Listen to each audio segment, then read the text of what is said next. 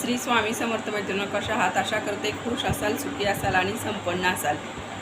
मी आज आपल्याला एक उपाय सांगणार आहे। तर आपल्याला रोज संध्याकाळी 2 लवंग आणि 3 कापराचे तुकडे ते आपल्याला जाळायचे आहेत आणि संपूर्ण घरभर फिरवायचे। त्यामुळे आपल्या घरातील जी काही नकारात्मकता असेल ती जाण्यास मदत होते आणि सकारात्मक विचार घरात निर्माण आणि आपल्या मागे जी काही ग्रहपीडा असेल ते आपण कापूर जाळल्यामुळे बाहेर जाण्यास मदत करतात। त्यामुळे हा उपाय आपल्याला फक्त 7 दिवस नित्यनियमाने करायचा आहे।